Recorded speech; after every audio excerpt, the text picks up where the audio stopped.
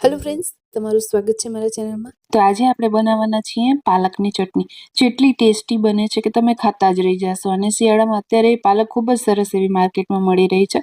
તો આની ચટણી બનાવીને એક વખત જરૂરથી ખાજો, તમને ટેસ્ટ ખૂબ જ પસંદ આવશે જો તમે આ રીતે બનાવશો તો। તો ચાલો ફ્રેન્ડ્સ, બનાવવાનું શરૂ કરીએ આપણે પાલકની ચટણીની રેસીપી। જેના માટે મેં અહીં ફ્રેશ પાલક લઈ લીધી છે। તો તેની જે દાંડલીનો ભાગ હોય તેને મેં અલગ કરી મૂક્યો છે। અને અહીં પાલકના પત્તા જે છે તેને મેં અલગ કરી લીધા છે અને સાફ પાણીથી તેને ધોઈ લીધા છે। હવે ફ્રેન્ડ્સ, આપણે તેને મિક્સીના જારમાં ઉમેરી દઈશું। તો લગભગ 8 થી 10 પત્તા મેં પાલકના લીધા છે। વધારે ચટણી બનાવવી હોય તો તમે વધારે પણ લઈ શકો। હવે નાનો ટુકડો અદરકનો આપણે કટ કરી ઉમેરી દઈશું। ત્યાર પછી એક મેં તીખું લીલું મરચું લીધું છે, સાથે મેં એક મોળું મરચું લીધું છે। તો એકદમ ટેસ્ટ સારો એવો આવે એટલા માટે આપણે આ બંને મરચાં ઉમેરવાનું, મોળું અને તીખું। ત્યાર પછી થોડો ફુદીનો ઉમેરી દઈશું। હવે મેં અહીં લઈ લીધા છે ધાણા। તો ધાણા તેની દાંડલી સમેત મેં અહીં એડ કર્યા છે અને આ બધું જ મેં ધોઈને ઉમેર્યું છે। અને તેની દાંડલી આપણે બિલકુલ નથી કાઢવાની, કારણ કે એના લીધે જ ટેસ્ટ સારો એવો આવતો હોય છે ચટણીનો। હવે ફ્રેન્ડ્સ, આપણે તેનામાં થોડું જીરું ઉમેરી દઈશું, સ્વાદ પ્રમાણે મીઠું ઉમેરીશું। ત્યાર પછી આ બધું જ ટેસ્ટ બેલેન્સ કરવા માટે ચપટી 2 ચપટી જેટલી ખાંડ ઉમેરી દઈશું, અથવા તો 1/4 ટીસ્પૂન જેટલી ખાંડ ઉમેરવાની।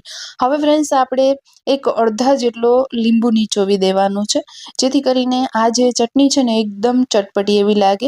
અને આ ચટણીને તમે સેન્ડવિચમાં પણ વાપરી શકો છો, સેન્ડવિચ સાથે ખાઈ પણ શકો છો, અને તેનું આપણે સ્ટફિંગ કરીએ તો તમે બ્રેડ ઉપર તેને લગાવી પણ શકો છો। આ ચટણીને એકદમ ટેસ્ટી એવી લાગે છે। હવે અહીં આપણે 6 થી 7 કળી લસણની ઉમેરી દઈશું અને થોડું પાણી નાખી દઈશું। ત્યાર પછી તેને પીસી લઈશું। તો પાણીની જગ્યાએ તમે દહીં પણ વાપરી શકો છો। તો હવે ફ્રેન્ડ્સ, આપણે અહીં આ ચટણીને પીસી લેવાની છે। તો હું અહીં મિક્સરમાં આ ચટણીને પીસી લઈશ। તો ફ્રેન્ડ્સ, તમને વિડીયો અત્યાર સુધીમાં જરા પણ ગમ્યો હોય તો પ્લીઝ એક લાઇક જરૂરથી કરી દેજો। અને હા, તમે ચેનલ પર નવા આવ્યા છો તો સબસ્ક્રાઇબ જરૂરથી કરજો, જેથી આવા વડા બધા જ નવા વિડીયોઝની નોટિફિકેશન મળતી રહે અને સૌ પ્રથમ તમે મારા વિડીયોઝને જોઈ શકો। તો ફ્રેન્ડ્સ, અહીં આપણી ચટણી જે છે એ થઈ કે નહીં આપણે ચેક કરી લેશું।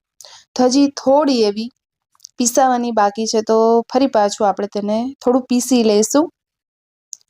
અને હવે આપણી ચટણી બનીને બિલકુલ રેડી છે। તો અહીં બટન બંધ કરી દઈશું મિક્સરનો અને આપણે અહીં ચટણીને પણ ચેક કરી લઈશું। તો તમે અહીં જોઈ રહ્યા છો કે એકદમ સરસ કલર, તમે જોઈ રહ્યા છો કે એકદમ ગ્રીન કલર આવ્યો છે। તો જોતા જ ખાવાનું મન થઈ જાય એવી આપણી પાલકની ચટણી બનીને બિલકુલ રેડી છે। ફ્રેન્ડ્સ, તમે પણ મારી રીતથી એક વખત જરૂરથી ટ્રાય કરજો, એટલી ટેસ્ટી બને છે ને। આ ચટણી તમે રોટલી સાથે પણ ખાઈ શકો। તો ફ્રેન્ડ્સ, આ ચટણીને આપણે સર્વ કરી દઈશું। આઈ હોપ કે ફ્રેન્ડ્સ, આજની રેસીપી તમને ગમી હશે। જો ગમી હોય તો પ્લીઝ લાઇક કરવાનું ના ભૂલતા, અને ચેનલ પર નવા છો તો સબસ્ક્રાઇબ કરવાનું ના ભૂલતા, જેથી આવાવાળા બધા જ વિડીયોની નોટિફિકેશન મળતી રહે। ફરી મળીશું ફ્રેન્ડ્સ નવા વિડીયો સાથે। ત્યાં સુધી આવજો બધા। જય શ્રી કૃષ્ણ।